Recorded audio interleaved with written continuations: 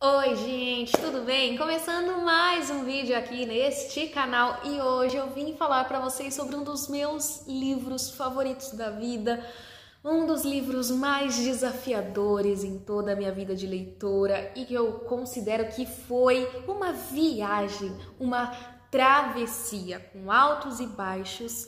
Eu estou falando de Grande Sertão Veredas. Gente, esse livro, para quem não sabe, é considerado um dos maiores, se não o maior clássico da literatura nacional, escrito pelo grande João Guimarães Rosa. E esse é um livro desafiador por vários motivos. Olha, eu vou citar algum deles, tá? Mas não é para te desanimar, nem para te assustar, é só para você entender realmente o quanto esse livro traz uma bagagem que vai além das páginas e das palavras. É um livro desafiador porque ele tem palavras inventadas pelo autor, um próprio dialeto, para conseguir dar o tom da fala de um jagunço e colocar a gente na cabeça desse homem, naquele cenário do sertão que ele tenta trazer para nós. Ele coloca palavras que não existem no nosso dicionário e que a gente obviamente não conhece, nunca ouviu falar. E aí quando você se vê obrigado a ler e interpretar coisas que você nunca ouviu e nem sabe o que significa, porque o narrador não tá a fim de te explicar o que aquela palavra significa, ele tá desabafando, ele tá falando o que vem na cabeça dele, muitas vezes de maneira desorganizada, sem o menor sentido. E aí que você tem que ler, entender, seguir em frente e não desistir. Outro desafio está também no próprio livro, porque é um livro grande, com mais de 600 páginas, então você não vai conseguir sentar e ler esse livro de uma vez, pode esquecer. Ler esse livro com pressa é algo que é impossível de fazer.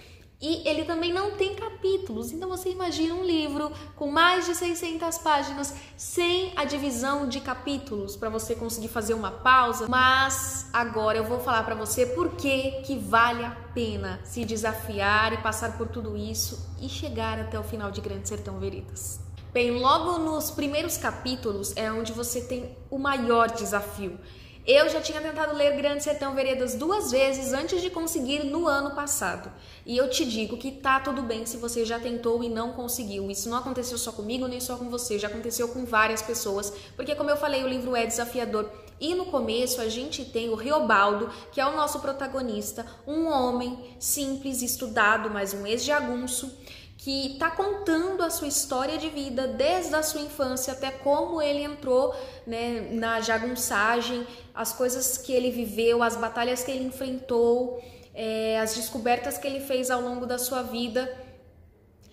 E ele tá contando isso, só que de uma maneira extremamente desconexa. Então, no começo, você não consegue pegar a história ali. É mais sentimento mesmo. Porque você vê um homem filosofando, refletindo sobre a vida, falando sobre o contraste entre vida e morte, bem e mal, Deus e o diabo. Tudo isso você encontra no começo desse livro. E aí que vai sem entender nada mesmo, assim, ó. Confia, entendeu? Eu confesso que assim, tinha hora que eu não entendia nada e eu falava, se eu parar aqui e tentar entender, eu não vou pra frente. Então eu segui e pensava, uma hora vai fazer sentido. E realmente vai chegar uma hora que a história engrena, ele começa assim a contar uma narrativa, porque ele tá contando a história pra uma outra pessoa e essa terceira pessoa que a gente nem sabe quem que é, que tá nos contando a história, transcrevendo ali a história pra gente. Então fica muito mais fácil de entender a história a partir ali de uns 35% do livro.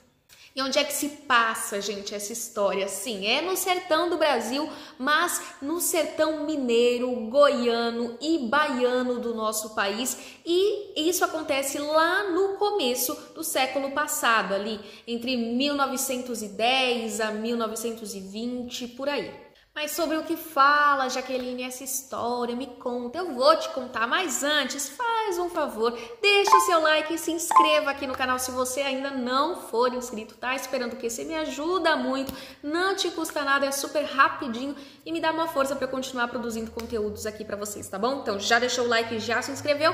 Então vamos lá, que agora eu vou te contar um pouquinho mais sobre essa história maravilhosa, ó, e você não vai mais ser o mesmo, escuta o que eu tô te falando, depois que você ler Grande Sertão Veredas, viu?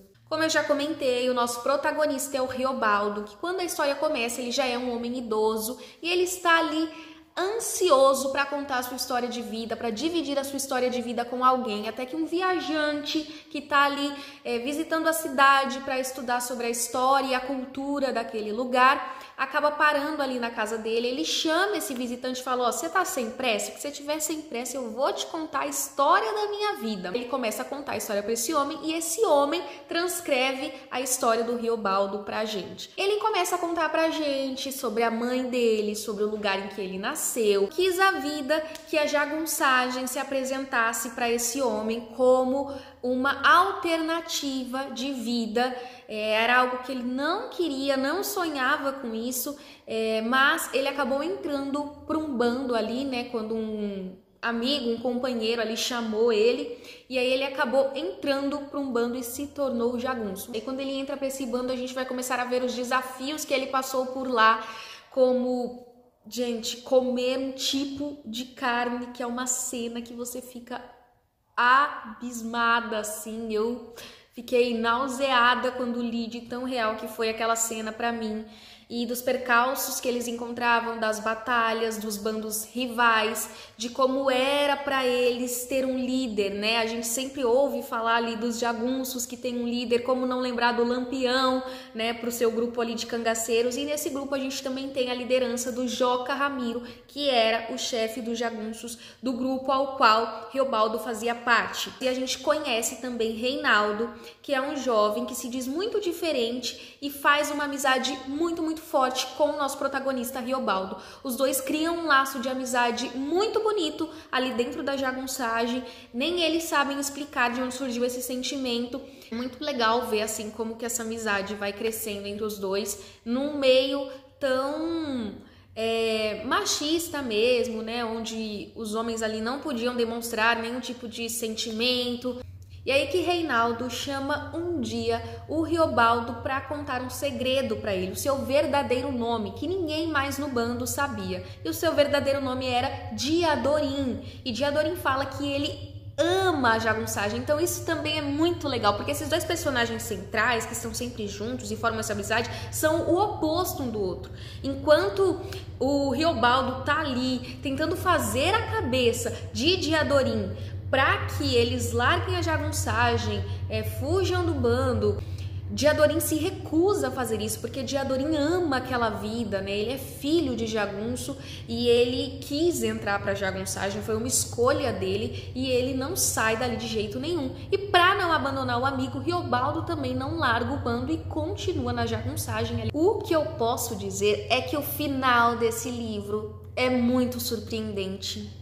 Tem cenas muito dramáticas, tem passagens muito bonitas e a representação que o Guimarães Rosa fez nesse livro do sertão é realmente como se eu tivesse viajado. A sensação que eu tive lendo esse livro foi de realmente viajar pelo sertão do Brasil, vendo aquelas paisagens, ouvindo aquele sotaque, aquele dialeto, vendo a situação em que aquelas pessoas viviam, como que aquela sociedade se comportava. Mas eu acho que eu já tô ficando redundante, então eu só diria: leiam Grande Sertão Veredas, deem uma chance. É um desafio, é uma travessia, mas vale a pena. Espero muito que você tenha gostado desse vídeo. Se você já leu Grande Sertão Veredas, comenta aqui embaixo o que você achou desse livro, qual foi a marca e a sensação que esse livro te deixou, que eu quero muito saber. A gente se vê no próximo vídeo.